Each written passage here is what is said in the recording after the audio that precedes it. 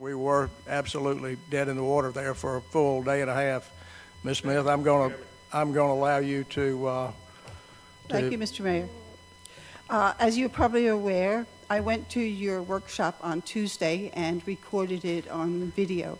And then I took it home and I looked at it again, and I became aware that you all had not really been provided with any much information about the maps, the land use maps. Now, in the olden days, comprehensive land use plans were developed. Nowadays, you're calling it a comp plan. It's got all kinds of stuff in it, but there's very little that addresses the actual land use.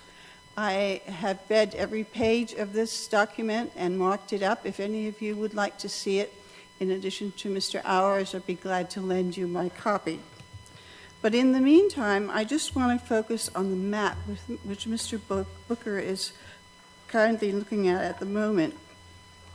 And I want to point out that it glosses over inappropriate designation of the Altamaha Canal, or the Brunswick-Altamaha Canal, which should be designated as an historic structure and should not be designated for industrial development. It also places industrial development right next to the Eagle's Nest apartment housing complex, both sides of Harry Driggers Boulevard, and the marshes along the Turtle River for industrial development. That's inappropriate. We do not want more industry next to our residential areas. On the other hand, Highway 82 from Old Brookman Road to the county line is designated as just plain old rural. Your consultants have done nothing as regards future land use planning for that area at all. And that's a state highway that's well built, has just been rebuilt, and certainly if we're looking 5 or 10 years ahead, there should be some designation there for industrial or commercial development. There is a category on that map called resort commercial. That's a ridiculous category, but I also couldn't find one single parcel on the entire map that's colored for commercial, resort commercial. I don't even know what that is.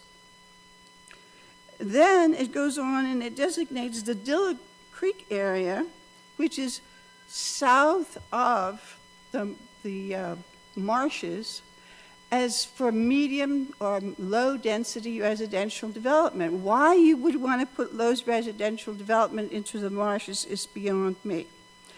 And then on St. Simon's Island, we have the Dunbar Creek wastewater plant designated as neighborhood commercial.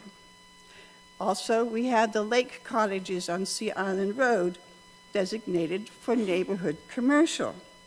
We have Magnolia Manor designated for neighborhood commercial, and the St. William's Catholic Church and the Barnes condo plantation.